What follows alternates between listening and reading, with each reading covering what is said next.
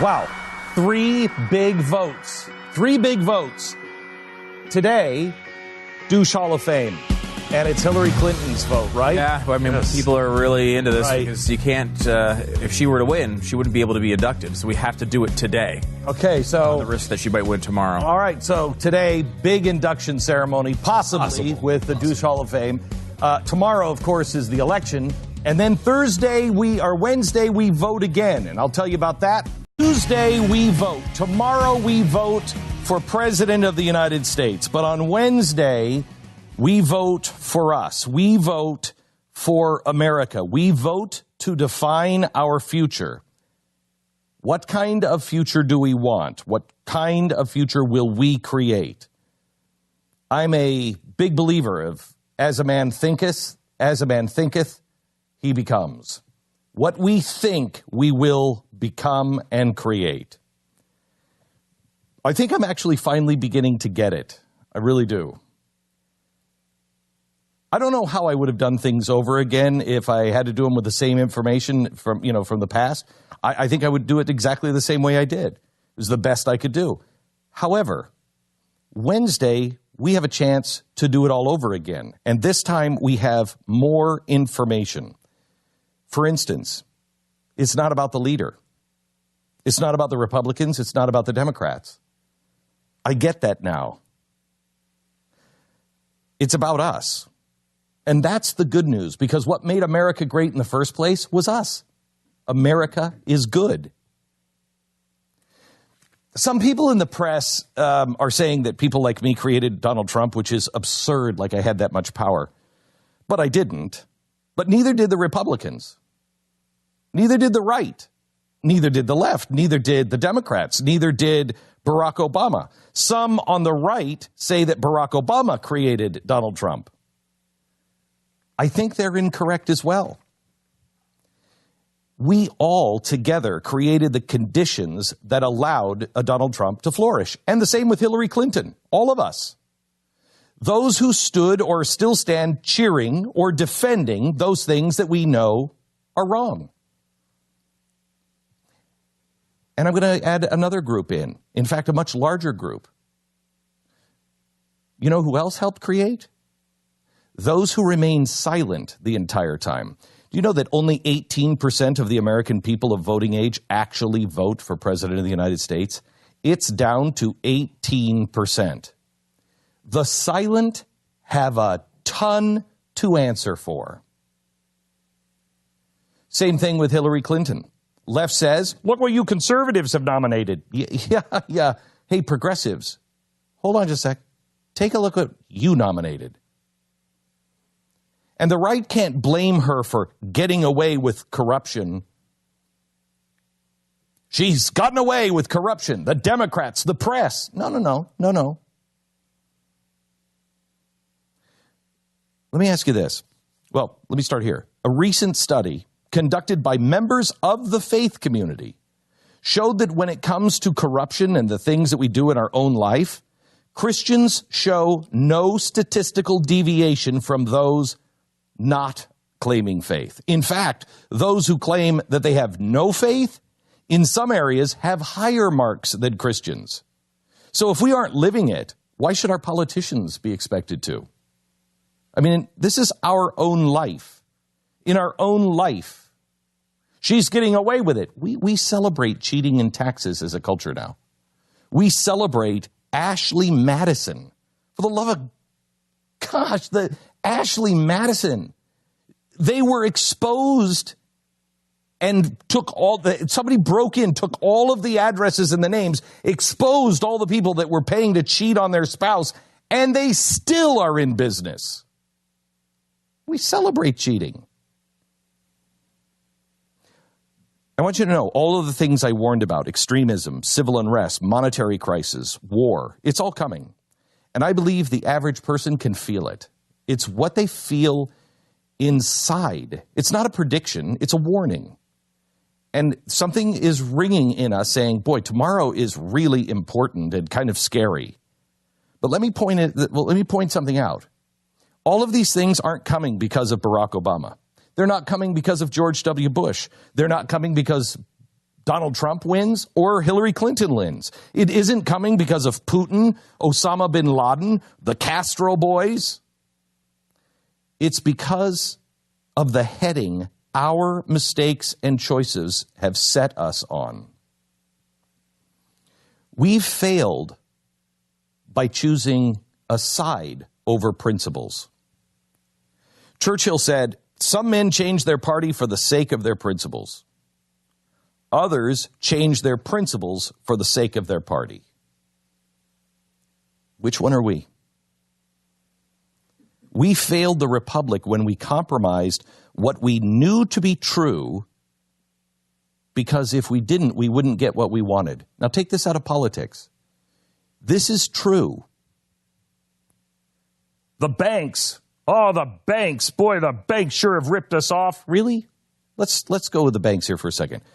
Was it the banks that failed us, or the fact that what we wanted so badly that we chose to believe that zero down, no interest, and no proof of income was sound banking? They didn't con us into that. We wanted to believe that because we wanted the stuff that loan would buy us. Let me take on the press here for a second. Has the press failed us? Sure. But why did they fail us? Let's take a look at what we've created to disrupt the press.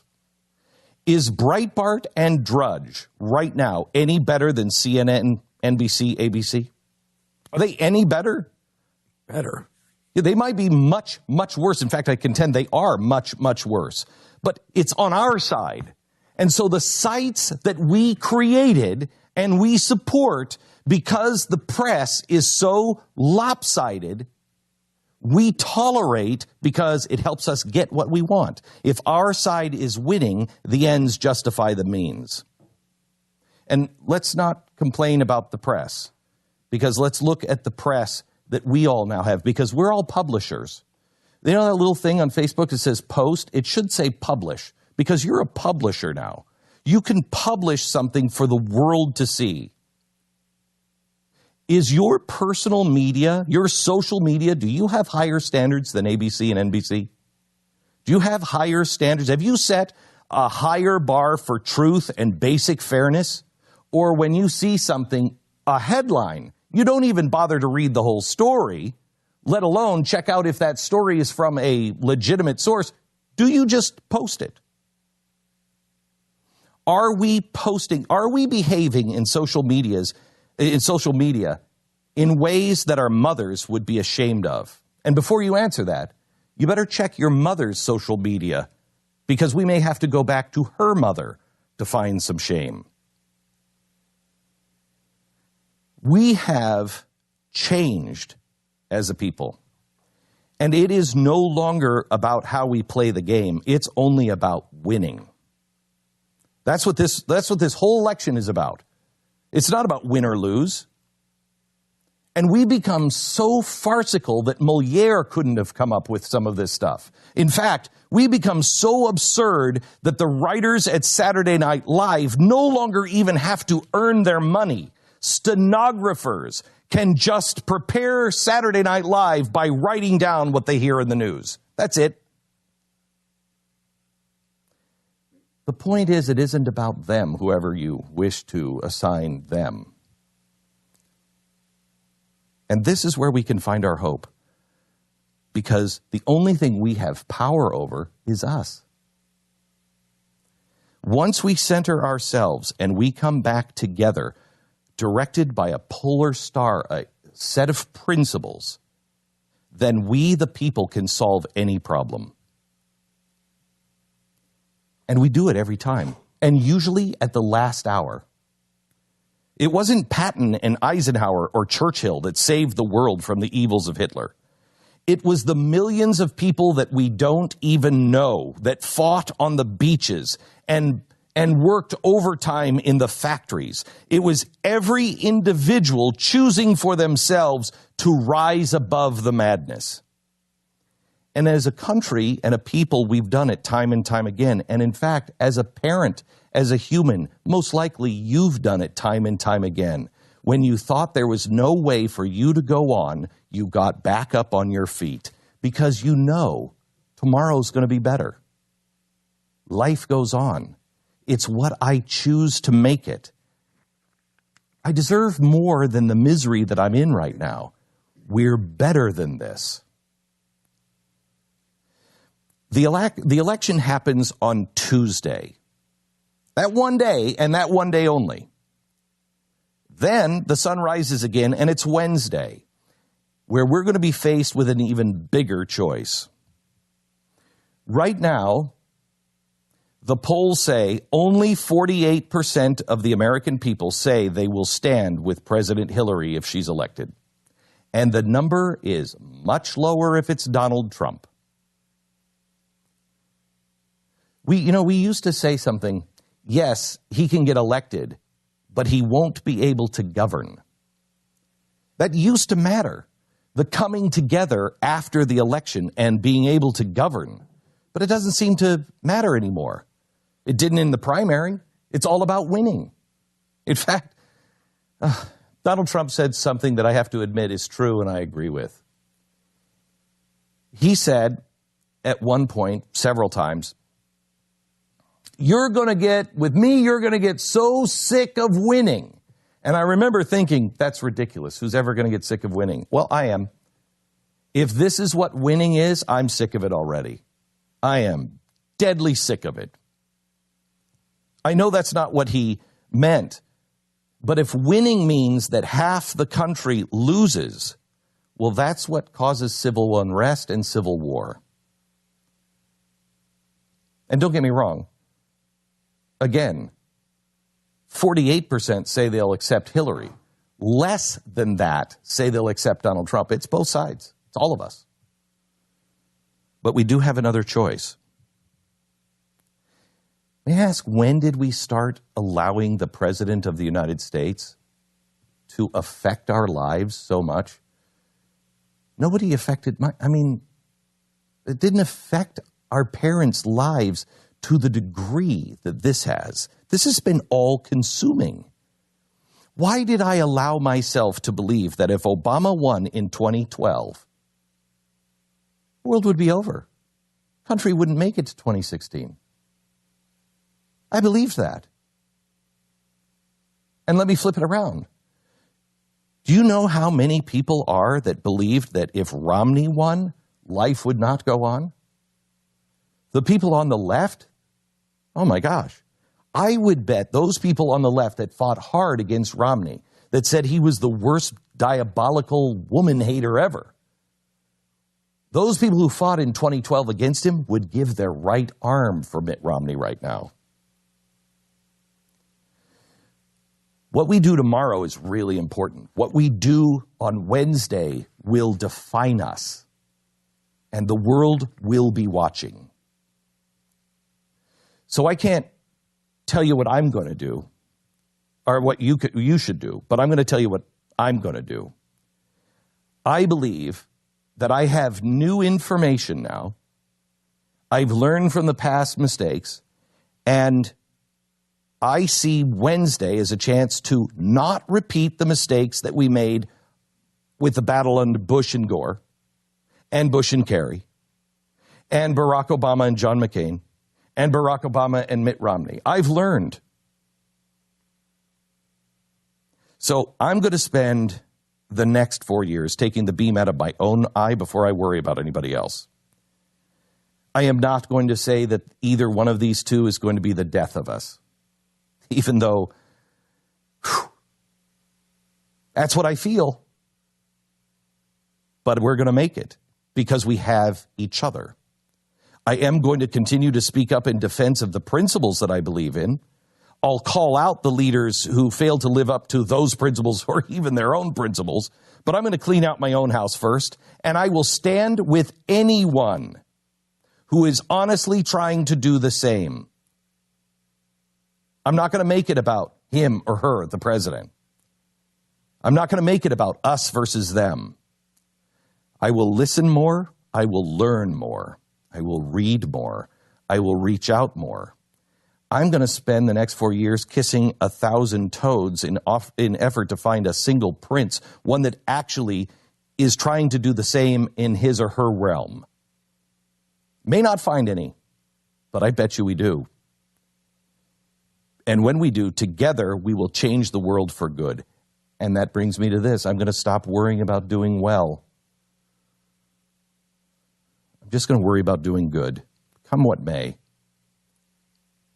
Take to heart the meaning of the words, those who are willing to lose their life will gain their life. Turn the other cheek, don't strike back. Forgive 70 times 7. I would ask the same, but I will find a way to love people even if they don't do the same, because I know people are in pain right now. People are frightened, people are angry, people are distrusting, and I get it. I am too.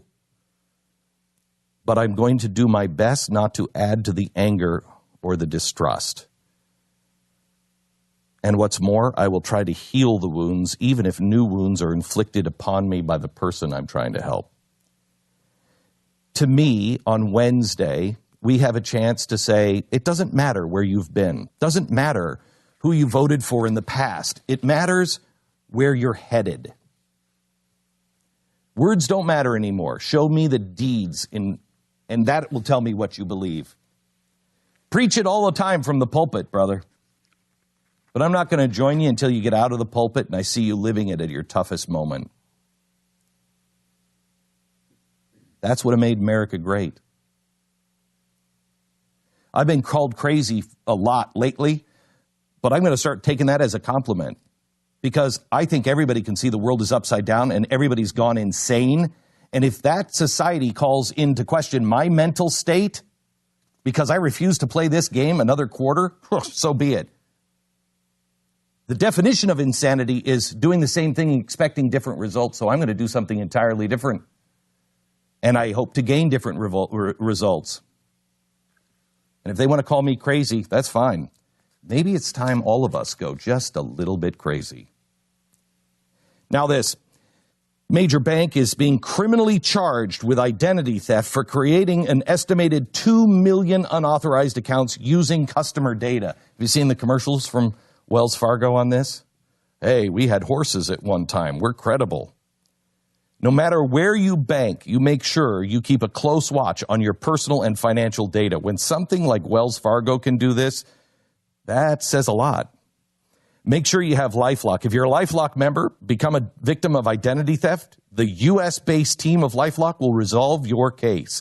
Free credit monitoring can't do that. No one can protect against all identity theft or monitor all transactions at all businesses, but with LifeLock, you have the very best, and they're standing right next to you. Call 800-440-4936. Use promo code Beck, get 10% off. 800-440-4936. LifeLock.com, 800-440-4936. I'll tell you that we are, Pat and Stu voted early, and the voter suppression here in Texas is pretty... It's unbelievable. It has to stop. Well, first of all, there's no drive-through. Or no drive. You have to get out. You have to park your car. You have to bring an ID. You have to prove who you are, that you're an American citizen. And the ID form is ridiculous. It's like a state-issued driver's license. Who has one of those? Right, and then minorities can't drive, so they're not going to have one of those. There's no minority on the streets of the DFW area, and so they can't vote. No. Wow. And hard. I went through this, Glenn. I walked in there. I didn't have my license in my hand. Yeah. I had to go into my pocket, inside my wallet, to remove it, and then sign my name in addition. I'm not even going to vote now. No, you can't. I mean, that voter suppression, man, that's keeping me away from the polls. It's too hard. How many hoops do we have to jump through just to be able to vote? One, and it's too many. Welcome to the program. Glad you're here. We are going to give the polls, the latest poll numbers coming up in just a second. Find out what's happening. We have to talk a little bit about James Comey, who is he back to being a bad guy again now? Is he a good guy? Depends on which side you're on, Glenn. I mean, this is crazy. Yeah, for a Democrat, he was a really good guy, then a terrible guy, and now back to a really good guy. If you're a Republican, he was a really bad guy, then an incredibly brilliant, great guy for 9 days. Now he's back to being a terrible guy again. Well, now he's rigged and corrupt. It's a rigged, corrupt system. Right. Where before last week it wasn't. It working was just fine. Working the way it should be working. Right. I mean, they went through they had 650,000 emails, which again, who knows? How can you do that? That's one email per second. Don't get me started on that That's one email per second. How did you go through them all? I beg of you not to get me started on that one. Because every Trump surrogate came out, including Trump himself, by the way. You can't look through 650,000 emails in 9 days. Let's just skip for a moment every piece of advanced software that the FBI has. Skip it. All right. If I were to come to you right now, Glenn, you probably have, in your listener account, which you probably have 1 million emails in there. Easy. And I were to say, Glenn, how many emails are in your email box about pizza? I'd say, I don't know. I don't have time to go through every single email. Right. Would you read 1 million individual emails looking for the word pizza? Or would you go to your search function on your email and type in pizza and see, with you probably 447,000 emails are about pizza, and at least you'd narrow it down. So what? And then I'd say, well, what about, I want it only from Domino's Pizza. Then you type in Domino's Pizza, and it would narrow it again. So wait, what are you saying that they were searching for? These documents are classified? No, I would assume, first of all, they were searching for Hillary Clinton's known email addresses and her close confidants. That would probably be where they would start. And it would go from 650,000 to 800, 1,000, 10,000. Remember, this is not her computer. This is not Hillary's computer. There are some emails that came from Hillary that got on this computer, but there's never any evidence that it was 650,000 emails from Hillary Clinton. Oh, my God. And then in addition to this, oh my gosh. Now go to the FBI, who has the ability. This is not like FBI level software. It is basic. Every law firm has software like this, which is duplication software. So when you get a big batch of emails, you can run it through and with a big batch or documents or whatever, and run it through and compare it to another batch of emails or documents that you have to see how many of them are the same. And what they seem to have indicated is right immediately you're going to find out that almost all of them are ones you've already seen. Right? The point is they're looking for some that. No, but it takes a second to read every one. No, it doesn't. So they all came out. Bernard Carrick did it. Who was Trump himself did it. There's 2 or 3 other. Flynn, the general. Oh, they all came out. Oh, you can't do this. Impossible. I mean, basic logic would tell you, even if you don't know about duplication software or whatever advanced stuff the FBI does to do investigations, it's the FBI. But so they're not looking at each individual email. But even every normal human being that has an email account knows you are not going through and reading each individual email to find it. You are going to use search terms. You are going to use criteria to limit the amount that you have to go through, and then you're going to go look through those. It is completely plausible, if most of these were duplicates, which by all indications they were, that they would be able to go through these emails in this amount of time. Well, you know what's amazing is, can I ask you a question? Why do you want her to win? I don't want her. She's terrible. And I'm sure she's done lots of things that are horrible. Seriously, why do you want her to win? But it's just like the level of argument I can't take. Like, yes, did she do horrible things? Absolutely. I mean, Comey said it. He said anyone in her position should have known better to do than what she did. Right. This is someone we're supposed to be trusting with the biggest secrets in our government. She is completely unqualified for this job, and that's from Comey. But it's also from Comey that you're able to search through a bunch of emails and check if they're duplicates or not. That is not high-level, difficult things, a difficult task for the FBI to accomplish. The problem is again, the problem is that the truth doesn't matter anymore. Yeah. I saw a Donald Trump rally this weekend where he talked about the president and said the president was making fun and yelling at a veteran. Yeah, which was. And I couldn't believe it. I was like, oh my gosh, we got to play that audio. And he said in it, and I thought he's absolutely sure of it, because he said, go check it. Go see. You have to see it for yourself. He was unhinged. I did go and check it. He wasn't unhinged. No. By any stretch of the imagination. He was the exact opposite of unhinged. Do you have that audio by any chance, Pat? Can we play it real quick? This is remarkable that in the day and age where we have access to these things, the politicians are just accepting that you're never going to check it. You'll never check it. And so you just believe whatever they say. I mean, we are living in a fact-free world. Now, my guess is somebody told him that as he was walking on the stage. And he hadn't seen it. And he just did his, grandiose kind of... Trumpified it, and it became something that it wasn't. Here it is. Hey, I told you to be focused, and you're not focused right now. Oh, he's talking to the crowd. What I'm saying. Hold up. Because the crowd, I think, is yelling at the veteran. Yes. Hold up. Hold up. Hold up. Everybody sit down and be quiet for a second. Good for him. Everybody sit down and be quiet for a second. Now listen up. I'm serious. Listen up. You've got an older gentleman who is supporting his candidate. He's not doing nothing. You don't have to worry about him. You should. This is what I mean about folks not being focused. First of all, hold up. Hold up. Wow. And they won't. We live in a country that respects free speech. So, second of all, it looks like maybe he might have served in our military, and we got to respect that. Third of all, he was elderly, and we got to respect our elders. And fourth of all, don't boo.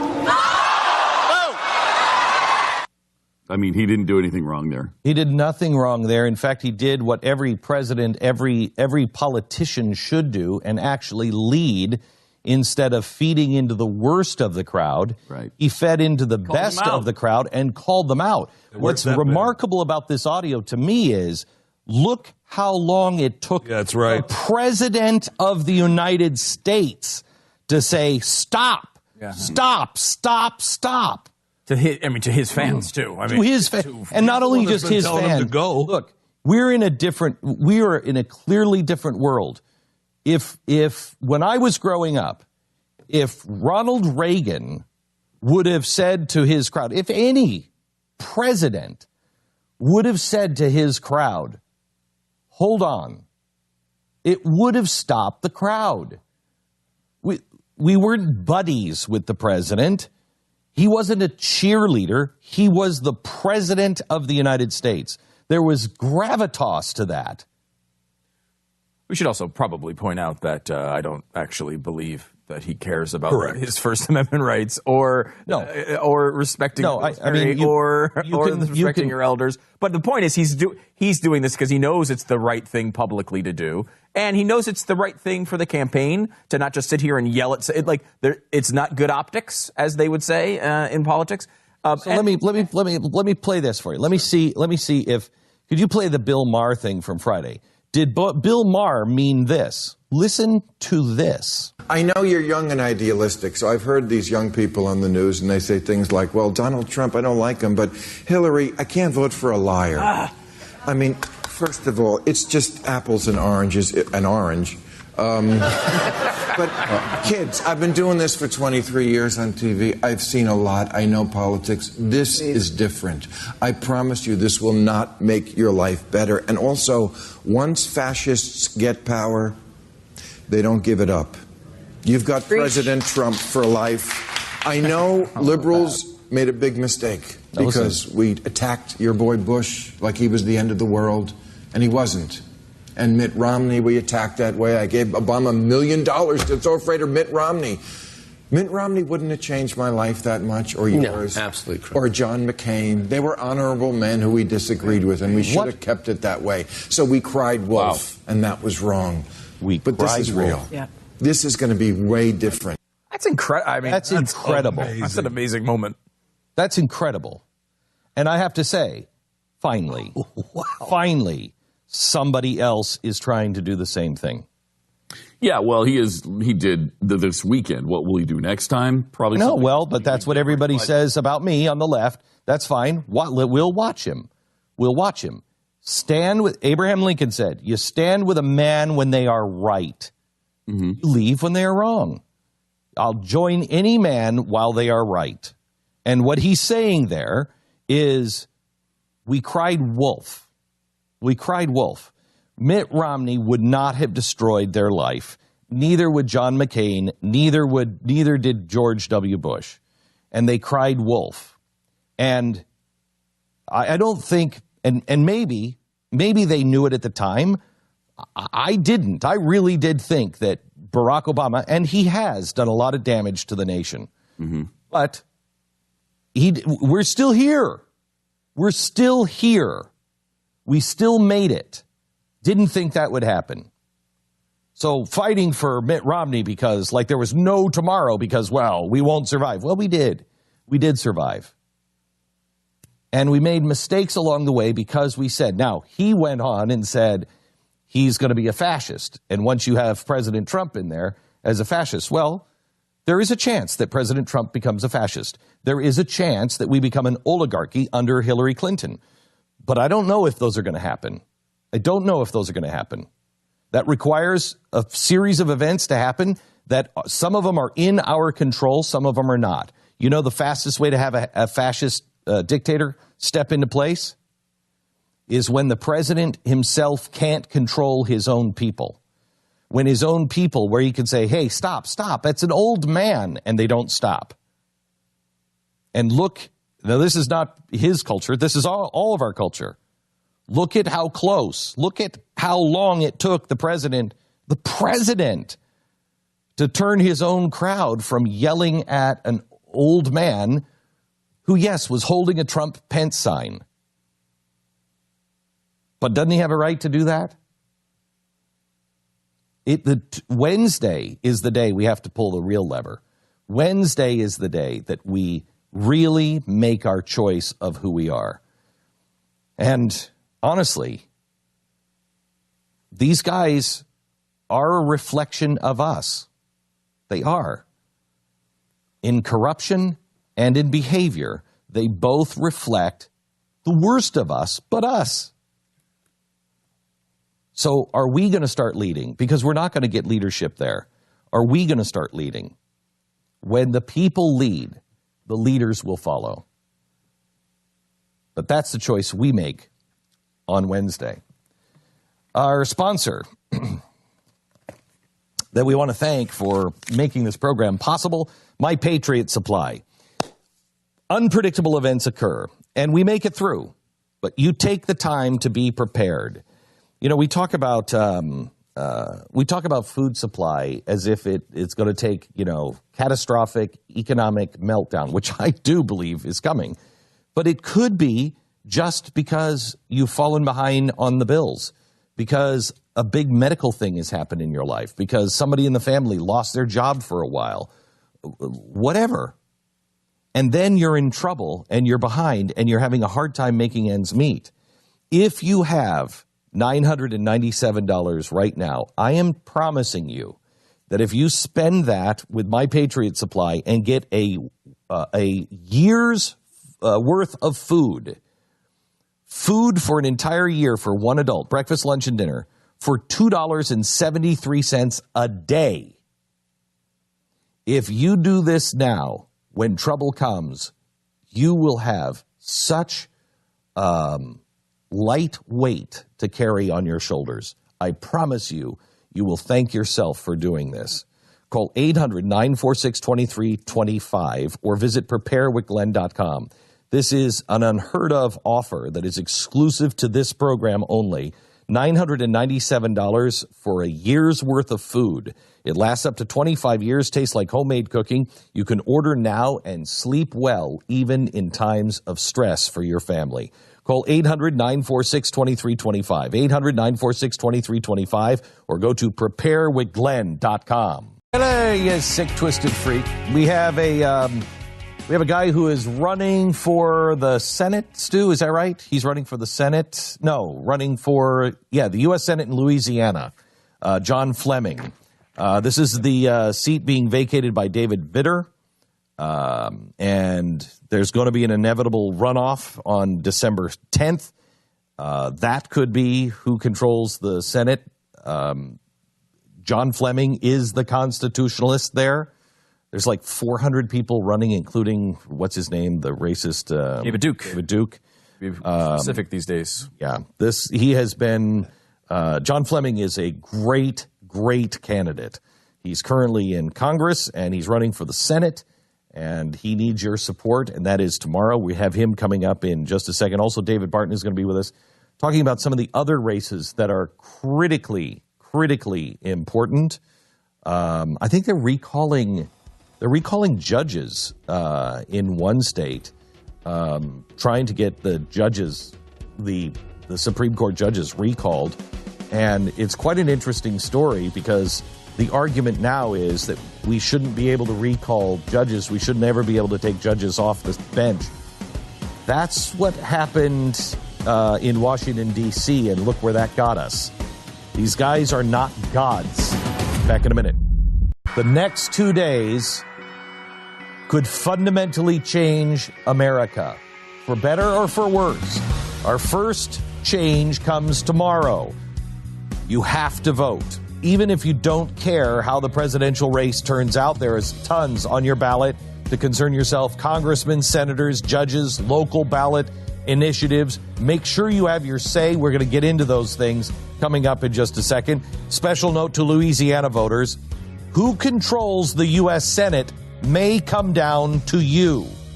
And a congressional Republican who needs your support tomorrow. His name is John Fleming, and he joins us right now. Congressman Fleming was a founding member of the Freedom Caucus. He helped force Boehner's resignation. He sponsored the resolution to impeach the IRS commissioner.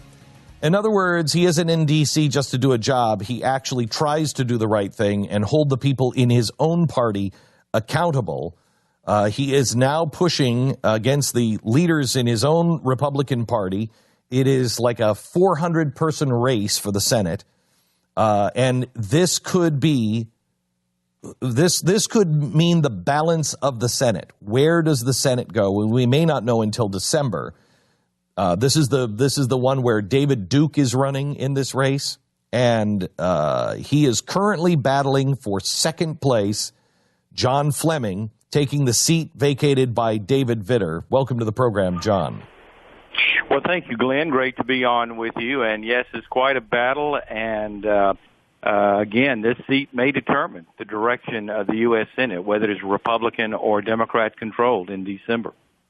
You have been endorsed by Ted Cruz, Mike Lee, the Club for Growth, Freedom Works. Like I said, you were one of the founding members of the Freedom Caucus and have been really one of the guys fighting. This should be an easy race for you. Tell me what's happening in this race. Why it's been so difficult. Well, Louisiana is a jungle primary state, which means that 24 people have actually qualified to be in this race on November 8th. The top two vote getters go on to December 10th. But there are mainly five, Glenn. There's five active participants that really are competitive in this. Three Republicans, including myself, and two Democrats. And where I'm different is I'm the one true conservative, somebody who's proven in Washington that I'm, not part of the club, not part of the insider group in Washington. So we have two liberal Democrats.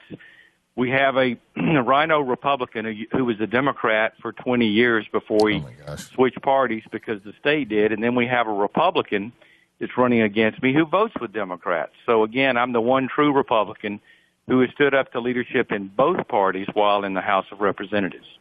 So where's your path to victory where it's splitting like this? It's looking like I'm going to be in the runoff. I could be in the runoff against the rhino Republican who, again, was a Democrat for many years, which he actually ran for Senate twice, once as a Democrat, once as a Republican. He reminds me of Charlie Crist and others who switch parties back and forth as it benefits them politically. I, on the other hand, have always been a conservative Republican and always will be, and somebody who came out of private life as a physician and a business owner to try to change Washington, not to ingrain myself into it. John, we need another Mike Lee and another Ted Cruz in the Senate. What is make your best case on why the conservative constitutionalist needs to be elected in the Senate, no matter who wins? Well, first of all, I believe that Mike Lee and Ted Cruz, just like me, believe that no justice or federal judge should be confirmed by the Senate unless they are conservative, unless they're 100% pro-life and 100% pro-gun, and originalist constitutionalists. Otherwise, they don't get my vote. So we need more people to back up Mike Lee and Ted Cruz in that. And secondly, we need to be, the power of the purse is the only real power Congress has at the present time. And we need to be willing to wield that power, which our leadership in both the Senate and the House has been unwilling to do, capitulating continually to President Barack Obama. If Hillary is elected, do we really want another Senate and House to continue doing that? What's the point of even electing Republicans if we're just going to give up and give Democrats their way? So, again, I want to join Mike Lee and Ted Cruz, both who have endorsed me, in fighting to stand up against and giving backbone to our leadership in both the House and the Senate so that we actually fight for our principles and our values as conservatives. Let me ask you this. I'm looking over your life. You had to take care of your family after your mom became disabled. Your dad had passed away while you were in high school. You worked your way through college, medical school. You became a lieutenant in the U.S. Navy. You're now a doctor. You employ 500 Louisianas. You're a deacon in your church. You teach Sunday school. What the hell are you doing going to Washington, D.C.? I sometimes ask myself that, Glenn. Glenn, I haven't been in Washington, and I don't seek to go to Washington for myself. Everything that I love is back home in my hometown. But I do love my country even more because I see it dissipating. I see us losing our freedoms. To me, Glenn, it's all about the American dream. I lived out my American dream coming through adversity, working my way through college and medical school, serving my nation in uniform, which I'm so proud of, and in achieving that one quintessential American dream, opening up my own small business and still employing 500 Louisianans. And I see that fading away for our future generations. So I'm fighting for the American dream, and if it means that I give up and sacrifice the things that I love so much, I'm willing to do it. But I have no interest in Washington other than fighting for everyday American people, especially everyday Louisianans. When you get to Washington, will you stop this nonsense about repeal and replace? We don't want a government program. We want to repeal and then repeal the laws that keep the insurance companies from giving us favorable rates. Well, precisely. I agree with you 100%, Glenn. We need to get government out of our healthcare system. The system can operate itself through the private sector. It was doing fine before government got involved. The same can be said of education and banking and investments. We need less government involvement. In fact, we need much less government involvement, and that's why we need to pull back the regulatory system that's actually writing the laws, and Congress stands by effectively trying to figure out how to stop what the bureaucracy is trying to do to us. Where do you stand on the Convention of States? I think that it has some potential value as long as we, in putting that together, we give very close restrictions. I worry that it could get out of hand and it could be co-opted by liberals. But on the other hand, I think if it is controlled properly and we go after the important things that are valuable, the principles that we conservatives hold true, I think it could be very successful. John, I appreciate your time. If people want to learn more about you, or I don't even know if you're taking contributions at this point or whatever, they just go to your website, which is... Are you there, John? Do we have his website? We lost him. We lost him. All right. It's the best time. Bad time. Is FlemingForLA.com. FlemingForLA.com. His name is John Fleming, running for the Senate in Louisiana. Let me go to Peter in Illinois. Hello, Peter. Peter, are you there? We're having a problem with the phones. Peter, last chance. Are you there? Okay, I'm going to stop with the phones because we don't have a good record. We're not having a good record here. Stu, I saw yesterday in the news that the Senate is just too close to call. Yeah, it really is. I mean, it's a toss-up of all toss-ups here. It looks like, Rubio will probably be safe, but there's six, maybe 7 seats that are toss-ups that could really go either way. I think, if I remember correctly... Any chance we lose the Senate or the House? House is really difficult to lose. If I remember correctly, and it's been a week or two since I've looked at this, but Republicans would have to lose, or Democrats have to win all their lean Democrat seats. They would have to win all of the toss-up seats and pick off a few of the lean Republican seats. My guess is, and it seems to be the opinion of the experts on this that watch these individual races, that only happens in a real landslide environment. Hillary wins by 8, 9 points, something like that could happen. If it's the polls, is anybody predicting that anymore? I know the markets bounced back last night. Markets bounced back a little bit. I mean, let me give you this point of reference, and this is if you're worried about a blowout, this could stoke your fears a little bit. Thank you for that. Well, I mean, what I need is more stress. I'm just trying to give you the numbers. 2004, George Bush had a 55% chance, according to betting markets, to win, and obviously he won. 2012, and Bush won in a fairly close election. 2012, Obama had a 65% chance to win, according to betting markets. Now, he won by 3.9%, I think. 2008, Obama led McCain and had a 90% chance of winning. 90% in 2008. In the betting markets. In the betting markets. Currently, right now, Hillary actually is ahead of where Obama was. In 08. In 08. So probably about 91, 92%. Now, is she really? Yeah. Well, now has that changed since the Comey announcement? Yeah, it came down a little bit and has gone back up now. Again, we talked about this. Obviously, this is the Comey thing is the greatest gift of election history, right? To a candidate. The question is, did Donald Trump have enough built-in negatives? Would he further screw it up to not be able to fully take advantage of this? Now, there is kind of the curveball in that Comey came out today or yesterday and said, look, we didn't find anything in these emails. However, there's already a significant amount of damage has been done. Polls have reflected that. And the question is, and not to mention millions of votes were cast in that environment. In that 9-day period, you're talking about probably 20 million votes were cast. So there is a huge amount of people who were affected by that. And I think most people, while it is true Comey came out and said, hey, no, there's nothing there, I think most people are skeptical enough of Hillary Clinton's corruption to price that in fairly. Right. I mean, I think most people realize, I don't think most people think, oh, well, Hillary Clinton's fine. I think most people look at this and say, she's corrupt. They're going to find probably 20 stashes of other emails after she gets elected or doesn't that are going to be pertinent here.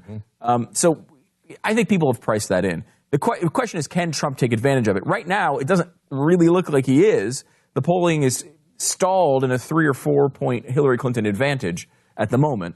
But, I mean, the moment is here. Yeah, the question is, though, are there hidden Trump supporters, people who say, I won't vote for him, who are going to vote for him, or people who say, but on both sides, I bet. I'm not going to vote for Hillary, but will vote for Hillary. I mean, I have no idea. I can give you 2 pieces of evidence on this, and they're conflicting, and they're, I think, really interesting. Bad news, good news first, if you're a Trump supporter. Which one do you want? Give me the bad news first. Okay, bad news first, if you're a Trump supporter, is Nevada. Nevada is a state he was pretty competitive in the polling and continues to be competitive in the polling. But listen to this. This is from John Ralston, who's a guy who analyzes these elections, a journalist in Nevada. The early voting. The Republicans had a 73,000 ballot deficit to Democrats in just Clark County, which is the big one. In 2012, it was 71,000. So they've increased the margin for Democrats in Clark County President Obama, remember, won Nevada by 7. It was not close in 2012. Democrats have leads in other counties that they didn't have leads in before. We all know this could be different. Here's what he writes, though. Remember, with all this information, about 2/3 of the votes in Nevada have already been cast if the past is prologue. So unless the GOP can juice turnout to record levels on Election Day, especially in the rurals where Trump will win bigly, as he says, and win Tuesday by a huge margin, the Democrats won Election Day in 2012. So we'd have to reverse that and make a huge margin. Plus, an unusual number of Democrats voting for Trump, which is possible, but there's no polling that actually reflects that. And Trump has to win independent voters by more than 20 points. Wow. Again, the polling seems to show he's losing independents in Nevada. So there is a lot stacked against him. And the issue here is, of course, these votes have already been cast. So that's already in the bank.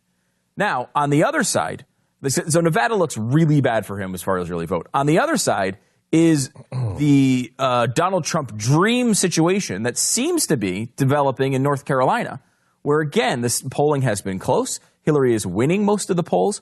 However, early vote really looks good for him there. As compared to 2012, Democrats had a 1.2% lower early vote than 2012. That's really surprising. Republicans were up 14.5%. And here's the dream situation, because 14.5% is one thing.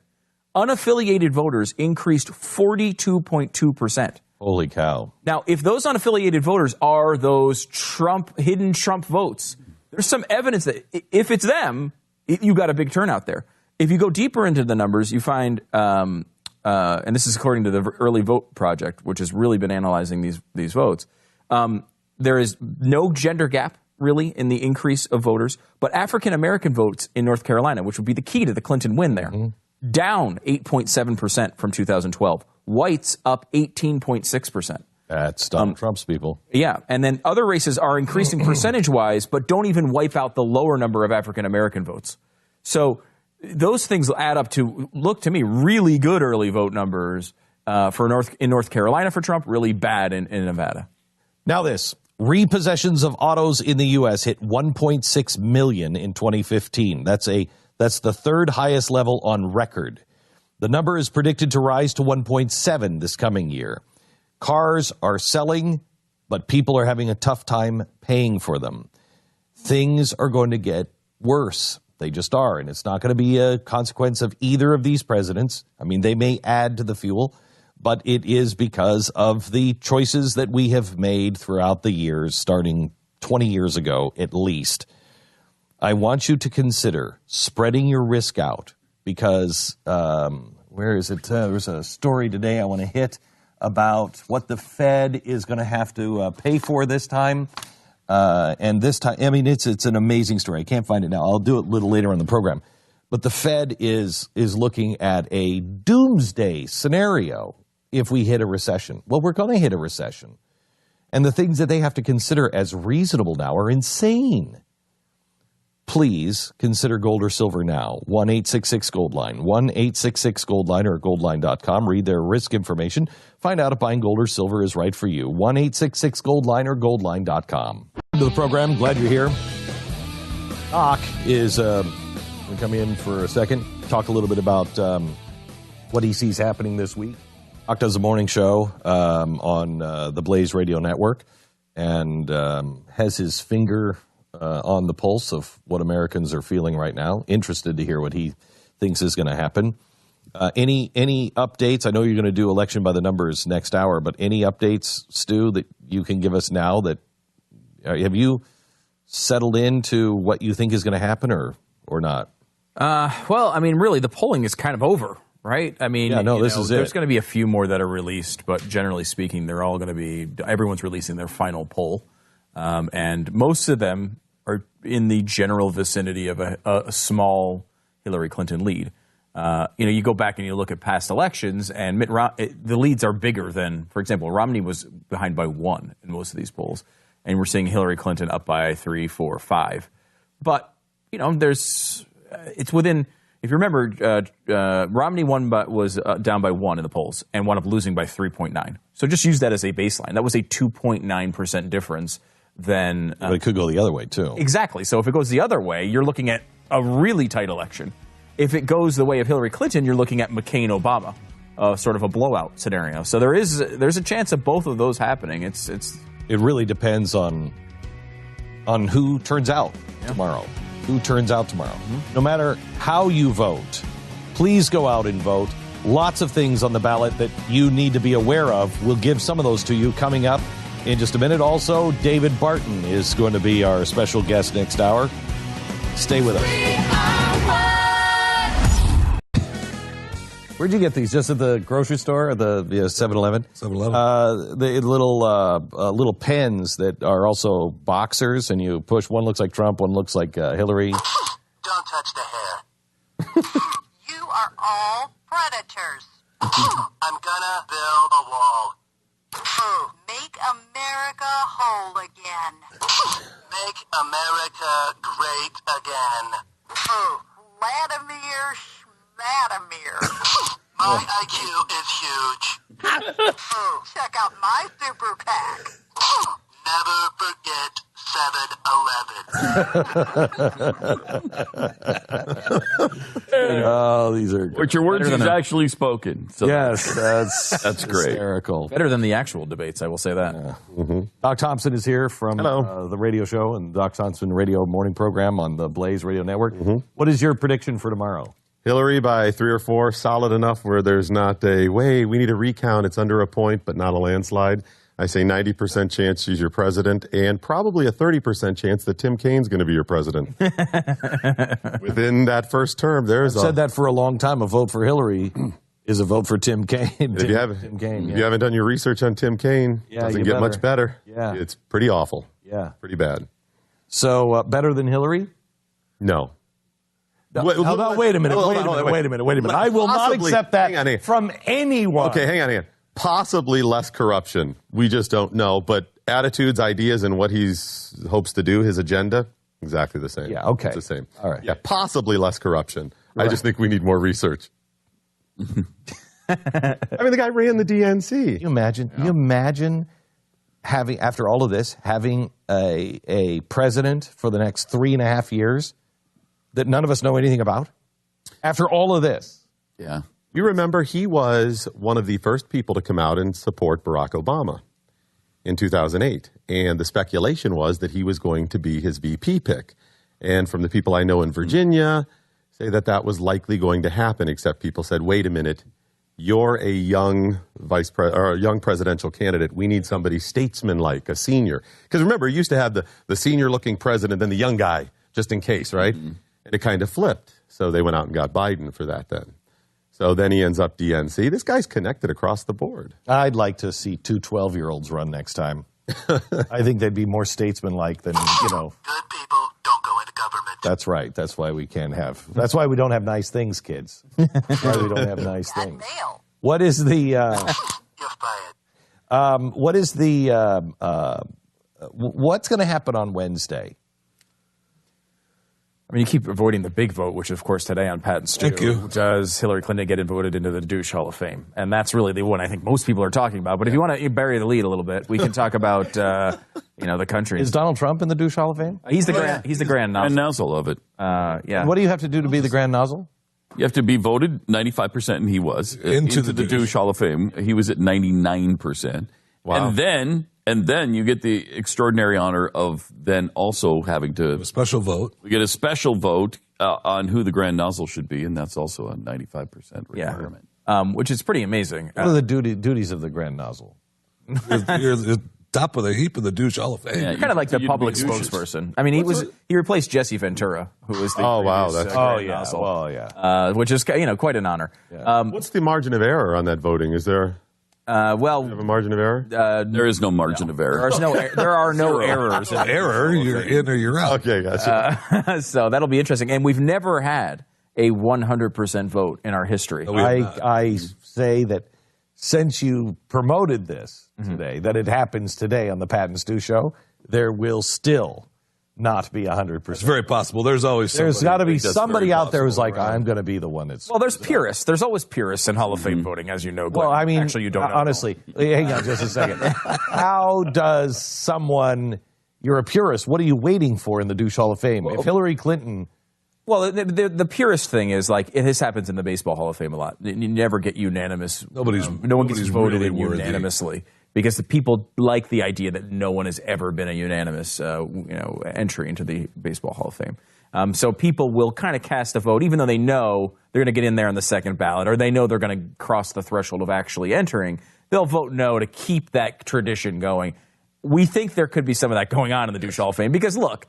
I mean, Donald Trump, when we did this, when did we vote him in? He was still in the primary, right? So there was a lot of people who really were not happy with him at that point. I don't know if he'd even get in now. It would be interesting to see. But, people, we've had Al Gore is in there. We're talking real people. Anthony Weiner is in the douche Hall of Fame. None of them were 100%. He got 99%. I think there might be a smart aleck who just says, nah, it's not going to happen. I'd like to know. I'd like that person to identify themselves. I'd like to do an interview on what does that person think is douchey enough to get into the douche Hall of Fame. If Anthony Weiner doesn't do it. I think it's a purist. I think it is. A purist of what? People just already know you're going to get in. They already know you're going to get in. People respect the institution. And, they feel... It is, quite honestly, the most respected institution in America today. I think that's true. That is true. Yeah. Most importantly, also, if Hillary were to get in today, we will have the first ever presidential election douche on douche. Mm-hmm. It would be huge. So, wait a minute. So you can't be in the douche Hall of Fame if you're president? If you're sitting president. That's why Obama's not in. Rules are rules. We already have a scheduled vote for the day of inauguration or the day January after. 21st. To vote in Barack Obama into the douche Hall of Fame. If the voters if the people vote, we honestly thought that he might be the first to hit 100%. So Hillary's... She's got a lot of pressure. Yeah, she does. Who's the least douchey-ish? Well, the 95%. Some 95%ers. There certainly has been over the years. So you're going for the easy. I think Michael Bloomberg was 95%, wasn't he? In fact, we were kind of surprised he got in on first ballot because you got to be quite a douche to make it first ballot. How many ballots do you get? Well, as many as it takes to get you in. Appropriate. As many as it takes to get you in. I don't know. What happens between the ballots? Tell some more about that person. Special emergency induction of John Roberts. Because of Obamacare. Right. That was 95%. I remember that happened the day of. Oh, that was infuriating. That was 95%. So, But there's only been, what that was, though. If you took that now, I think that number would be different. Because that number was, people still kind of believed he had some grand plan that he was enacting. Yeah, there may be something else coming, Yeah. There's actually only a couple of 95%ers. Yeah, most people are able to squeak in. I will say that there was one or two people, I think it might have been Ed Schultz, that actually failed on his first ballot and didn't get to 95%. But then we did ballot simply against because later. they didn't know who. And then he hit the 99%. Yeah, that's irrelevant. Jesse Ventura, who inducted as the Grand Nozzle before Donald Trump, was a 95%er in his original vote. And I think, the thing with Ventura was, I think we inducted him for other reasons before he started going after Chris Kyle. Right. It was the Chris Kyle thing that got him to the level of being the Grand Nozzle of the douche. Yes, yes, that's correct. So, I mean, that's a you have to do something to really get that title. I think Harry Reid was Grand Nozzle of the douche Hall of Fame. Yes, he was. Governor Ventura. Okay. Yeah, no, I'm not. No, I will not back up to say because you call everybody else by their former title, but you don't call him governor. I just said Harry Reid. He's still a senator. And you could call him by his title, douche. Yes. Will you continue to call him like? Well, I should be more formal. Former Grand Nozzle of the douche Hall of Fame, Jesse Ventura. Thank you. Okay. Right. So, what do you think? What do you think happens to us on Wednesday, Doc? I just can't believe that there's going to be rioting on either side or anything like that. But I think there's some other wow factor coming, and I don't know if it's. It seems unlikely at this point we'd have another 2000 Bush Gore recount type thing. But does one of them not get to 270? Is that a possibility? I mean, there's a pathway that. How likely is that now? I don't think so. I actually can look at that. I've seen some polls with Hillary running away with it. Yeah. But something else is coming. Some other wow factor. Hillary gets indicted before she gets sworn in. After the Tim Kaine factor. I think there's another significant shoe to drop. 538 believes it's a 1% chance. We have less than 270 for both. I mean, that would, it's incredibly unlikely. Really, the only plausible thing is a very small, like 272 type victory for Trump, which he doesn't get to 272 because McMullen pulls off Utah, which would make it 266. However, if you're thinking about voting for Utah and you're worried about that scenario, it is a 99% chance that would follow, that would go to the House, and Donald Trump would be the president anyway. So really, that scenario, which people keep saying, oh, I can't believe that. What if McMullen takes Utah and it costs Trump to win? It's actually a really positive scenario for Donald Trump, because if that happens, it means that Donald Trump is competitive enough to get to 268 or 266 electoral votes, which is almost definitely enough for him to become president, because it will go to the House, and the way that is structured, we don't have to go through all the details, but the Republicans going to win that, with the exception of Donald Trump actually starts shooting people on Fifth Avenue, and they would have a chance to pull it away from him as an insurance policy. Mm-hmm. But, I mean, there's almost zero chance of it happening. And even if he still shot people, I think it's probably likely that they would put him in anyway. Yeah. Just because what standards do they have? He's still Trump, better than Hillary. Right, exactly. But so that might happen anyway. Though McMullen would have a chance in that type of scenario. I mean, if a murder tape came out of Donald Trump, potentially, but at least you'd have an insurance policy, which makes sense. You should go, if you believe Evan McMullen would be a better president. It's worth doing. Does anybody think that the people who are mad today and vowing that they'll never come together, that sometime in the next few weeks they actually do calm down and they're like, okay, all right. Some yes, some no. Some still won't. Some will carry this forever. Trump was their shot. He was the outsider, so they perceive, and he was the one, and they'll carry it forever. But those people will be dead in the next 20 years. Because it's a lot of older people. I mean, seriously, it really is. They see this as their shot to finally stick it to D.C., and they don't care. It's burn it down, and we don't care what comes after. He was the outsider who spent his whole life paying to be on the inside. Paying Hillary Clinton, paying Anthony Weiner, donating money to all of these candidates so that he could gain whatever favors he wanted from as an insider. I mean, it's the only time that It's the only time that I've never been able to make the case for either side. I could say you give me any topic, and I could make the case that Hillary Clinton is the worst person possible for the job. Mm-hmm. And then you give me the same topic, and I could make the case that Donald Trump is the worst person possible, and both of them would be credible. I've got the one possibility. It's still Donald Trump is still the lottery ticket. There is a possibility he will do less bad things.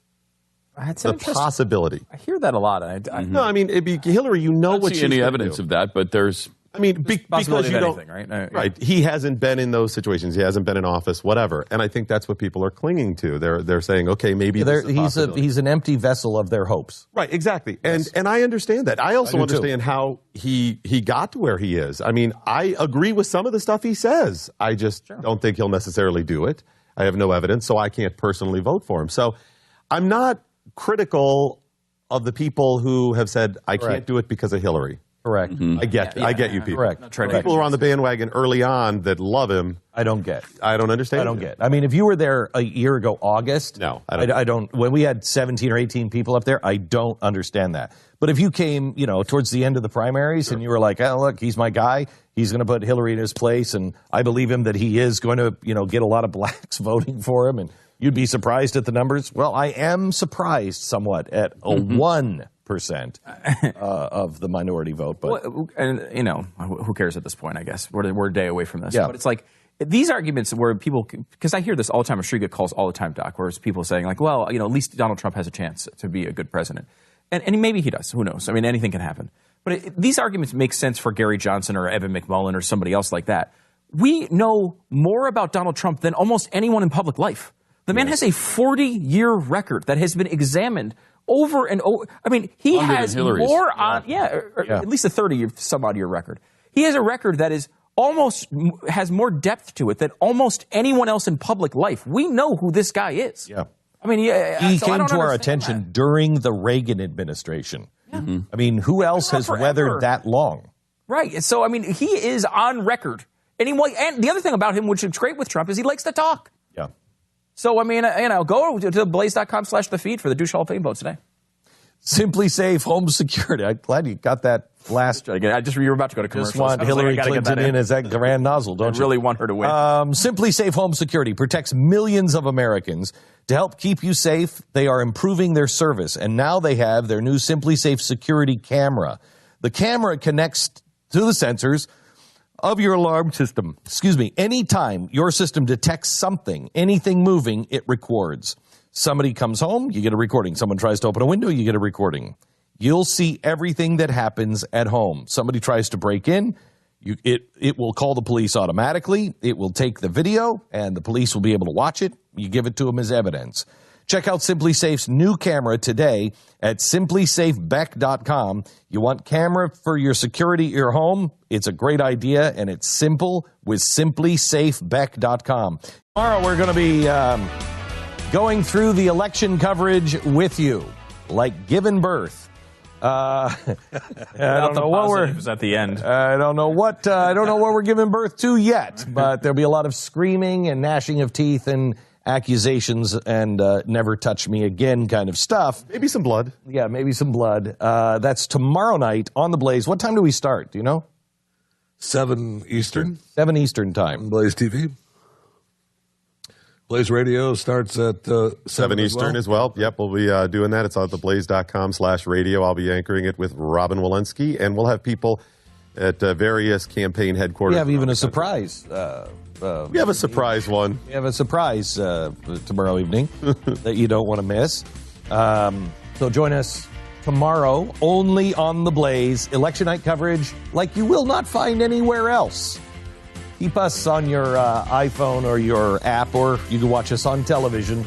But make sure you join us tomorrow as we experience birth together. Tomorrow night, only on The Blaze TV. And welcome to the program. Tomorrow is Election Day. Lots of things on the ballot that you need to be aware of. More than who's president and who's going to go to the Senate and the House. A lot more. We'll bring you up to speed on some of those really important issues coming up in a second. But first, we look at the election, probably the last time for the polls. As Election Day is tomorrow, let's find the latest, the Electoral College, the latest polls, the latest on the House and the Senate. We begin right now. Welcome to the program. Tomorrow, we are one day away from the fundamental transformation of America. Welcome to it. Don't know which way transforms us good, which one transforms us bad. I think personally it is going to be up to us on Wednesday and how we react to the news. And if we pull back together, no matter who wins, if we can pull back together or not. I'm just ready to get. Turn your microphone on there, champ. No. Should still be. Okay. We're going to go to election with the numbers here with Stu. Stu, what do we have? Anything new? I mean, let's go over where we are. Here, everyone's releasing their final polls today and over the next, the last 48 hours. ABC News, Washington Post has Clinton up 47-43. We've got Fox News has Clinton up 48-44. CBS New York Times has Clinton up 45-41. NBC News, Wall Street Journal has Clinton up 44-40. Selzer and Company has it at 44-41. That is a 3-point lead for Clinton. So pretty much everybody is at 4. Yeah, there's some exceptions. Marist has a Clinton +1 rating, 44-43. Lucid has it at 45-40 Clinton. Now, some of the more friendly to there's of course IBD, which is Investors Business Dailies, had Trump up for most of the time they've been running their poll. They still have Trump up by 2. The LA Times still has Trump up, which I don't have in front of me, but he's up by 5 or 6 in the LA Times poll. He's been leading that one pretty much from the beginning, with very minor exceptions to that. And the most recent Rasmussen one I don't have in front of me. Let's see. Rasmussen has him Clinton up 2 right now. So Trump has led that poll pretty consistently, but this is not as close as Mitt Romney was. Yeah, the average poll for Mitt Romney was, I think, 1.1 points. Romney was behind. Romney's issues were really developed in the state polling, where it was difficult to find a path for him to get there, even though he was which unless is better than the path polling here, right, with Donald Trump. How do you mean? Wasn't Mitt Romney's path much easier than Donald Trump's is? Yeah, I think that's fair to say. Yeah. I mean, the issue with Romney is you needed a systemic sort of polling bias towards Barack Obama for Romney to have pulled that out. He had a chance, and it was fairly close, but you needed something where all polls were missing to the same side for some weird reason. Okay, it's absolutely what you need here too. It's possible that there are errors in polling, and sometimes they miss the same way. The Romney example, where he had a 1.1 average sort of margin leading into the election and wound up winning by 3.9. Obama won by 3.9. So that was about a 3-point swing towards Obama. If that same thing happens, but in favor of Trump, he's got a good chance of winning it. Now, if he's in an environment where he's losing by 3 or 4 points and that's real, he's going to lose the election. I mean, because you're going to see that reflected in places like North Carolina Pennsylvania. He won't really be competitive. He'll lose by 6 or 7 there, and you'll see those things sort of early. I think you'll get that vibe early. North Carolina is going to be the most obvious one because if Donald Trump loses North Carolina, he will not be president. He absolutely has to win it. He's going to win it. You think he's going to win North Carolina? He's going to win North Carolina. I mean, we went over the early voting totals. If you missed that from last hour, they look really good in North Carolina. Yeah, he's going to win. Sometimes there are errors. It's hard to predict with early voting, but if there's any error in voting or in polling, I think it's going to go in favor of Donald Trump at the election booth, at the voting booth. I think that if anything is wrong in these polls, it's that they have somehow or another missed the invisible vote for Donald Trump. And that has never played. We've said that since the beginning in the primary, and that has never been the case. No, even in the primary where he was winning, it was not invisible vote showing up. Correct. It was reflected perfectly in the polls. In fact, at some, he was the favorite pretty much the entire time. What the polls said, the analysis that said he wouldn't win was outside of what the polls were saying, well, he'll eventually fall apart. He'll eventually say something that will make him collapse. And that never actually happened. But the polls showed him, and polls are right on the primary. But the polls did show that he had bigger victories than predicted. The polls at times, and this isn't uniform across the primary, but at times showed that he was going to win by more than he wound up winning by. Oh, I thought it was the other way around. No. He underperformed his polls throughout the primaries. But that does not mean that's going to happen here. Past performance. Right. And again, the issue, though, with those polls that showed him winning and were correct also showed him losing to Hillary Clinton in a general election. And a lot of stuff has happened since then, but that fact has not really changed throughout the election with a couple of minor exceptions where right after the Republican convention, he got the convention bounce, which moved him to about even. But that's the thing with Trump's case, is he needs the bounce to bring him to even, where her sort of natural state of this polling is already winning. So she needs to just not screw this up. I think the FBI thing does change that calculus a little bit, but that's the state of that race. I saw a poll this weekend. 48% of Americans will accept Hillary Clinton on Wednesday as president. Only 48%. But it was in the 30s for Donald Trump. And that tells me that where the independents, you got to get to the Republicans and the independents. For as one commentator said this weekend, everyone would be talking about Hillary Clinton's historic lows in scores, in favorables, if it wasn't that Donald Trump was even lower. I mean, they're just both so universally unliked. You got to remember. Your mic is not working. I don't know why it's not on. It might be a really... Jeffy, give me your mic real quick. His mic. Or talking to Jeffy's boobs. You got to remember, the intangible this election is the people out there who have been trained that the worst thing you can be is perceived, even if it's not real, to be a racist. That's the intangible, Glenn. We've taught entire generations that the worst thing out there is to be perceived as a racist. No, I think that is going to actually backfire. I think that is the fuel behind Donald Trump. They're tired of everything being about race.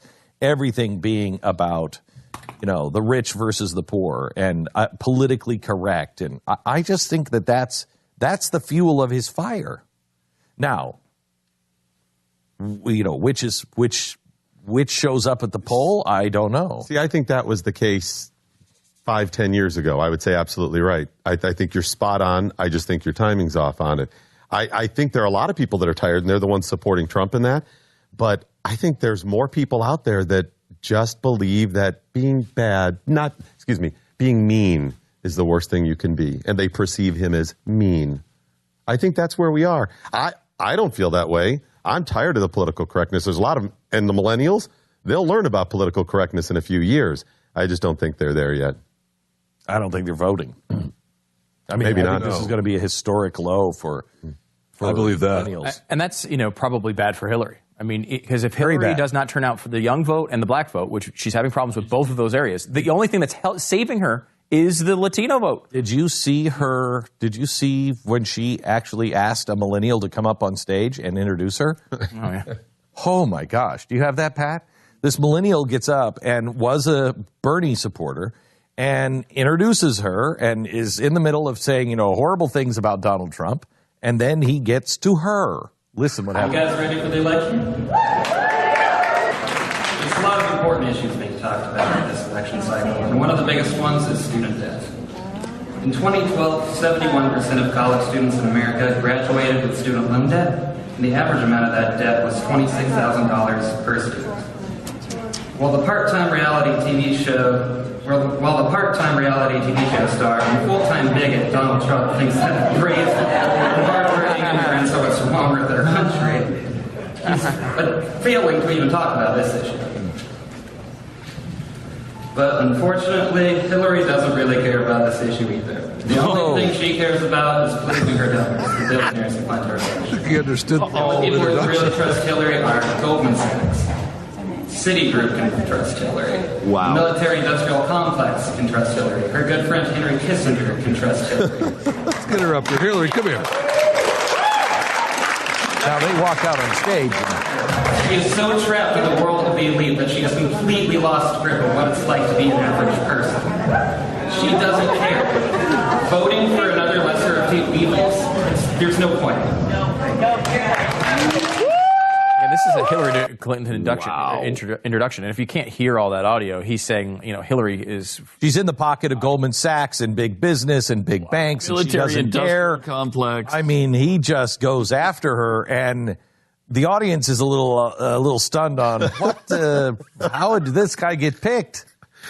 This seems like an unusual introduction for Hillary. I'm not sure she's going to appreciate this one. Now, ladies and gentlemen, Hillary Clinton. Let me bring her out. Hillary, get up here. Isn't that amazing? That took guts. Yeah. Did they pull him off and somebody else introduced? Yeah, they took him off. I love the guy. If you watch the video, the guy over the corner is like, whoa, what's this? Like, I better get up there.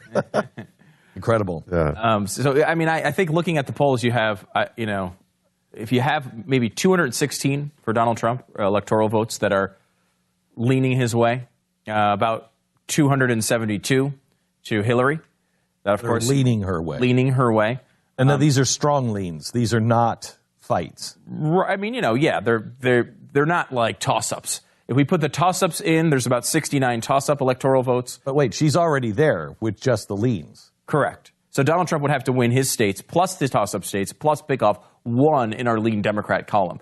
The one that is emerging as the real possibility is New Hampshire. It's not the one I thought he would win. However, if he's able to do that, and he's able to take, importantly, the 2nd district in Maine, which is, he had really good polling early on, and that has fallen off recently. He's currently behind there, but it's still a toss-up. He needs to win all of that, and if he could pick off New Hampshire, that would get him there. That would get him to she's at 268 at that point. If he loses Utah, that changes. Yeah, so if he were to win New Hampshire for this scenario, Utah. I don't think he is either at this point. But if he were to lose Utah and win New Hampshire in this scenario, we'd have it would go to the House. That's where that scenario comes. I think a couple of things happened in Utah to freak them out, and now they're going the other way. So. What freaked them out? One of the Trump rallies. Some people showed up that I think convinced everybody he's fine. I remember the story. Who the hell showed up? Some people that, you know, maybe respected. Mormon mafia? No, they're not. I mean, they're Mormon, yeah, but they're not. They're not members of the church. I mean, big members. They once held positions. They don't anymore. But you know, I'm sure that a lot of people took that as okay. That's an endorsement, and it isn't. It isn't. It's people doing what the church encourages them to do, and that's choose for yourself. Choose for yourself. Get involved in the process. You know, go out and be be And that's what the mafia always tells you. I mean, you have a choice.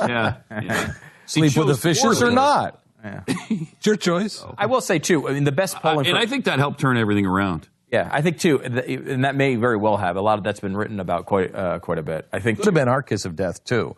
Because we said last week we liked him. As soon as we like somebody, they're dead. The other thing, too, is McMullen was doing well in Utah, particularly when Clinton was at her biggest points of her lead. I think, like, when people saw, oh, my gosh, Clinton's going to run away with this, and she was up 8 points in the polls, people were like, well, you know, Trump's not going to win anyway. I might as well vote for someone who's not a horrible human being. And now that it's getting close, now they want the horrible human being, apparently. But whatever. Like, now that it's close, I think they're thinking, oh, my vote is too important. I can't waste it on a guy like McMullen who's not going to win. The issue here is, again, if McMullen wins Utah, it does absolutely nothing to Donald Trump's chances. Right. Because only a state that would be a purple state that you might think about voting for Evan McMullen might be an issue. This is a state that's going to be won by either Evan McMullen or Donald Trump with all rational possibilities. And then if it were to go to the House in that bizarre situation we just outlined, Donald Trump would win anyway in almost every circumstance, barring some massive scandal or arrest. Okay, so I want to go through the toss-up states: North Carolina, Florida, the 2nd District of Maine, Ohio, and Nevada. Those are must-win states, and I'm going to get the latest polling numbers here in just a second. First, let me ask you, how'd you sleep last night? If you'd like a better night's sleep, get a Casper mattress and get the best sleep you've ever experienced. Our Casper mattress, we love. We absolutely love it. Tanya came home last night. Her neck was all screwed up. She had been gone for about 4 days. And when she walked in the door, she said, I cannot wait to get into bed and have a good night's sleep. It's our Casper mattress, invented with 2 high-tech foams that guarantee you sleep cool and comfortable with all the support you need. Time magazine named it one of the best inventions of 2015. And your Casper mattress ships for free. So try one in your home for 100 nights, risk-free, and if you don't love it, they'll pick it up and refund everything. Go to Casper.com and use the promo code BECK. Get $50 off the purchase of your mattress. Terms and conditions do apply. It's Casper.com, offer code BECK. $50 off the purchase of your mattress. Casper.com, offer code BECK. So we've already seen the latest poll numbers in North Carolina, and I would put North Carolina into the lean Republican out of the toss-up. I mean, if we can do that here.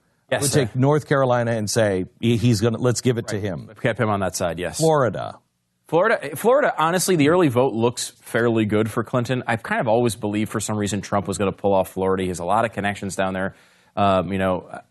It's always a razor sharp, sort of election. I don't know why, but I've been thinking he's going to win that one. The early vote, though, has really activated Hispanics on this particular case. And so, yeah, and that sounds like it bodes well for Clinton. It does. That's not Trump. But, I mean, I think I'm still leaning that one. But you also have the Cubans in Miami that should be fearful. They're there for Republicans most of the time. So if they flip. Yes, that would be this time. That would be very, very bad. Ohio. Wait. What are the poll numbers in Florida? Are you giving it, or just you don't have to quote it to me. Are you giving it to? I'm asking you to make a choice here. Yeah, and I've kind of leaned these things. Again, I would not bet money on any of these states because they're very much legitimate toss-ups. But if I had, gun to my head right now, I would probably think Florida. I would lean Florida. Why? Towards. You said North Carolina is because of all the early voting looks so favorable. Why would you put Florida into his? You bastard! What are you doing here? No, I'm just. What are you trying to pull? Does someone have a gun? What are you trying to pull on us? Have a gun? What are you seeing that you're not sharing with us? Just your gut? Yeah, you little liar. Florida is. Florida. The percentage of winning on the election model is 51.3% Clinton, 48.7% Trump. Pure toss-up. North Carolina, 50.5% Clinton, 49.5%. Okay. So she actually is ahead, though, still, in both those states. In both of those, according to the polls and demographics. But there's 3 point That's amazing. I also think of, North Carolina is he has to have those. It's really this is not a toss-up state. North Carolina should not be a toss-up state. Right. It was not a toss-up state. Right. Mitt Romney won it comfortably. Yeah. Barack Obama won it against McCain, but it was a blowout election. Yeah. So this, I think that, coming back to who North Carolina really is, which is a red state, even though it's really more purple lately.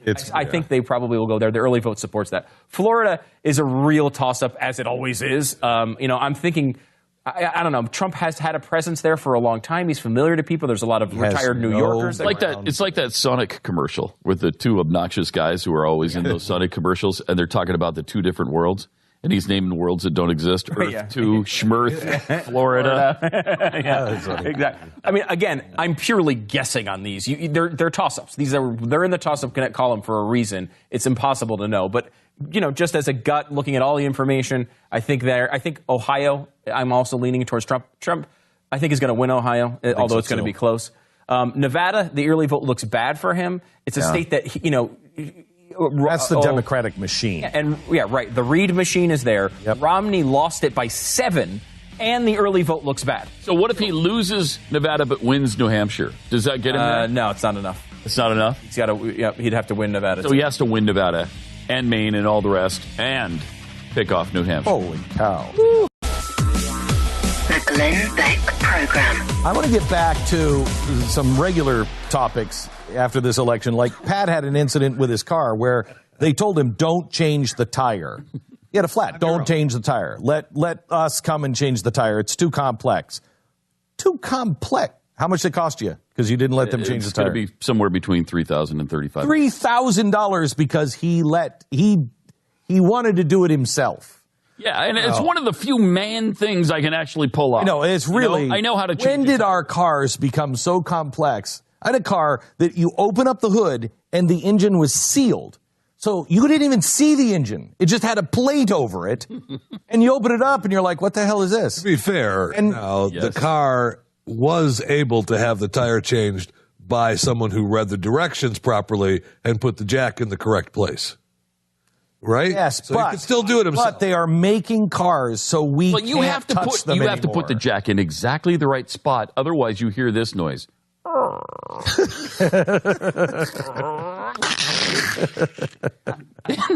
rocker. That sounded almost like it actually happened. Yeah, it can and actually did. That's what I hear that's what I hear on the show every day. Yeah.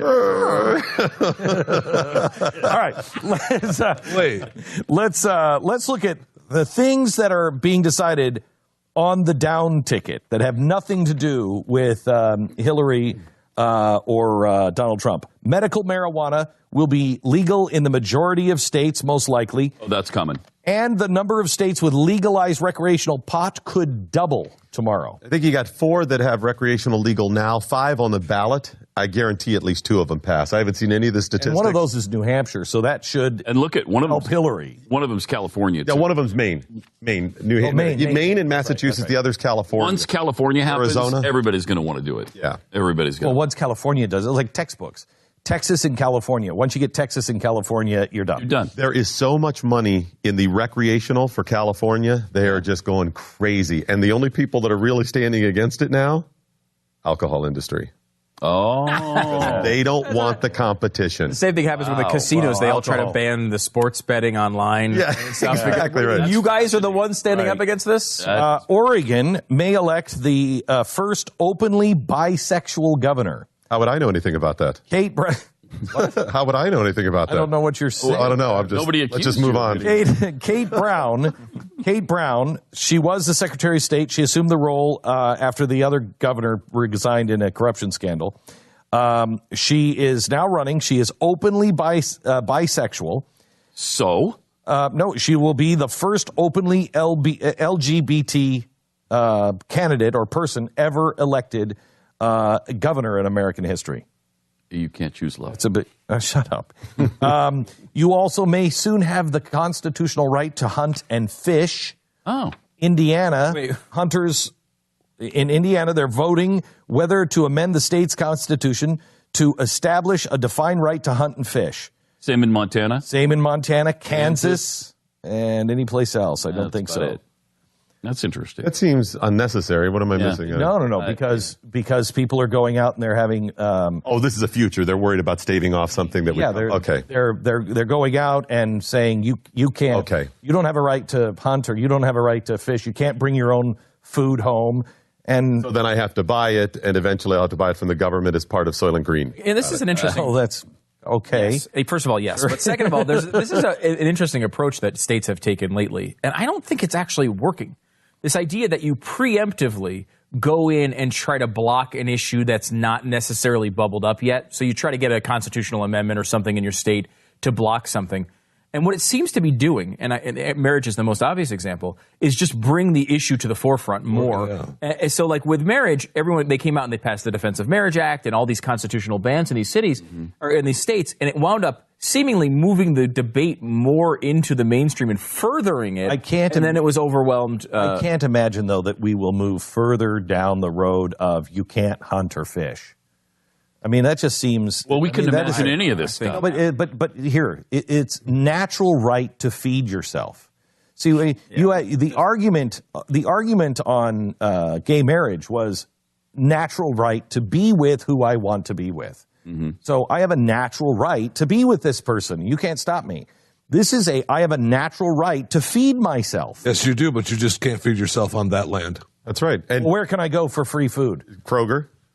Really? Or not free, but Kroger. You got to go buy it somehow, or the government. It's again. I will say, I think it's natural right. First of all, you'll get animal rights people. Green agenda on this, and Agenda secondly, 21. anti-Second Amendment people. I would not be surprised if it's a pushback against the theoretical efforts and real efforts among some to ban the hunting excuse, if I put that in air quotes. So they're saying all the time, and you see this even from Republicans. Well, we have to be able to hunt. AR-15 to hunt. Right, exactly. So they'll say, and then the next step is to say, well, you can't hunt. I'm not surprised at all if they try to go after these things for multiple reasons. It's a good way to shut down the Second Amendment without actually going after guns. A state government, for the first time, might institute a carbon tax. And if you think the Pacific Northwest has a hard time finding jobs now, just wait. Good luck.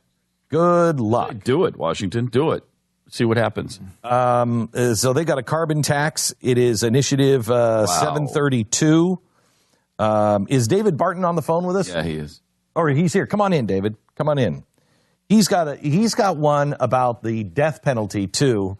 Where is it? Nebraska. Nebraska. There's actually four of them. Yeah, there's four states voting death penalty. But the Nebraska is a big deal, isn't it? I mean, because it's confusing. Well, Oklahoma, Nebraska, California's got two on their ballot. They're a bunch, and they're kind of worded goofily for sure. Oklahoma's is the clearest. Keeping the death penalty is going to happen. California's got one that kind of reduces it, and another keeps it. They've got two options. California doesn't have a death penalty. They haven't executed anybody since like the 19. They've actually got two on the ballot in California, right? Got two on the ballot, and one of the states, I think it's Missouri, has two cigarette tax votes on the ballot, so you get your choice, one or the other, or rejecting both of them. So there's 154 ballot initiatives, and some of them are completely contradictory. Like I'd say California, Maine, and Washington have the goofiest ballot initiatives. Have you covered the one on porn in California? Oh, is it the condom one? Yeah. The moral thing to do is to wear condoms when you do porn. The moral thing to do. That's kind of oxymoronic, But there's some goofy ballot against moral porn. That's what you're saying. Yeah, exactly. That's what I heard. That's what I heard. Exactly. Moral porn. You heard right. You heard right. Yeah. Tell me about the Nebraska death penalty, because there's something about repealing it. The way it's worded now is stopping somebody from being executed, right? And so repealing this actually means instituting it again. Mm-hmm. Is that right? I believe that's right, because that's the one they've got. I've got the list right here.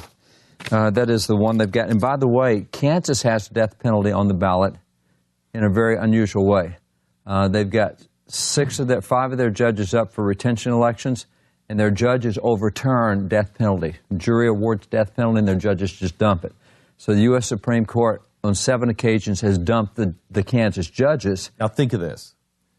7 times they've done this? 7 times the U.S. Supreme Court has dumped the judges. 7 times. Sometimes unanimously.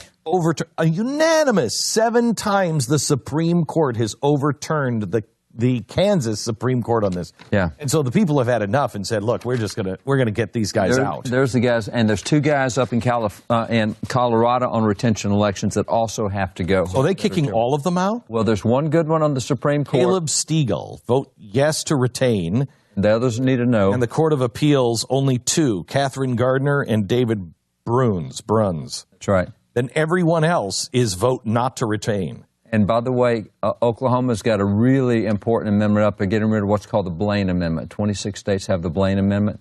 And the Blaine Amendment was a racist, bigot amendment that was added by a Republican guy in 1876 that was anti-Catholic and said no money can go to any Catholic thing. Well, it says no money can go to religious schools. It's what they called Catholic schools. So now you can't do any faith-based programs. You can't do faith-based prison. You can't do faith-based anything. You can't have parochial schools in Oklahoma? Well, that's you can, but they can't be helped by the state. Okay. And the government used to help all schools. Okay. And so when they put that amendment in there, 26 states have it. It was to say, oh, we'll help Christian schools, but not Catholic schools. And so they have a chance to vote that down. Nobody knows what the Blaine Amendment is, but it keeps all the faith-based programs from being funded anywhere in those states. I had the way the Nebraska thing works here. I've been pulling up. So a repeal vote on the Nebraska death penalty thing. A repeal vote reinstates the death penalty in the state. A retain vote upholds the ban on the death penalty. And here, so retain keeping the ban. You're banning it. Repeal is you're reinstating the death penalty. So if you are pro-death penalty, you want to vote repeal. If you vote to retain, you're what's the good of reading the bill? On purpose? No, here's what happened. It sure sounds like Here's what happened. The legislature banned the death penalty. Right. And the governor vetoed it. And then they overrode his veto, so it's in place. So the governor got behind it and had this put on the ballot. It was his initiative they had to put on the ballot. So right now there is a ban in Nebraska on the death penalty. Well, if the people aren't for it, how did the legislature ban? Override a veto. I mean, that's override a that's veto. High standard, yeah. Yeah. I mean, who's out of step with the people? They made the bill confusing. They made the wording confusing to mess with the election. Wait. What I'm asking is, they overrode a veto of obviously some dirtbag getting the electric chair or whatever they do. So that's usually a pretty easy thing to win, unless this dirtbag wasn't really guilty or there was some questionable stuff, or the people just say no, we don't want to execute people. Who's out of step, the governor or the legislature? I would say the legislature's out of step with the ban. Yeah, because it's pretty strong across nearly all the states. I think even California will retain the semblance of a death penalty. I mean, they vote those in. You got to remember that the Nebraska legislature is only one body. It's the only unicameral body out there, so it doesn't go through two bodies. It's the one unicameral we have, and they're all senators. There's no representatives in Nebraska. So they're not necessarily always in step with the people. You don't have two shots at it with two bodies. What is the most important ballot initiative you have seen? Is it the Kansas? The judges in Kansas and in Colorado. The two judges in Colorado that have got to go are William Hood, and the other one is Michael Berger. Those guys look directly at the Kansas Constitution, the first four parts of the Bill of Rights. Everything comes to the people. You have inalienable rights. Your first inalienable rights, religious liberty, and those guys said not in our tenure. And so they're the guy that put Jack Phillips, said he was going to jail for not baking a cake for a homosexual wedding. So that was a jail offense, even though the Colorado Constitution clearly says the first inalienable rights, the right of religious conscience, and that can't be infringed. Where do the people stand in that now? I used to believe that the Mountain West just had, just common sense. Montana, if you say Montana's got a ban on trapping in Montana. I mean, that's always been part of the West. It's crazy what's going on in Montana now, but back to your point. So how is it going to go? Well, in Montana, I would think they would vote that down, but they're phrasing it under animal rights, and that's such a goofy area up there. And so many outside people have moved into Montana buying up 100,000-acre sections of land that it could go anti-West. But traditional West, that would never have been an issue. You've also got Indiana and you've got Kansas up with right to hunt amendments. But you look at everything overall, I think judges is the biggest one. You got about 120 million people be voting on tax increases, and 2 years ago, 95% of all votes on tax increases raised the taxes Unbelievable. Voters raised their own taxes. They tried to repeal death taxes. They all lost. It was just amazing. More from David How was Barton it here. worded? Now this, Bank of America reported their largest institutional clients have now sold stocks for a record 21 consecutive weeks.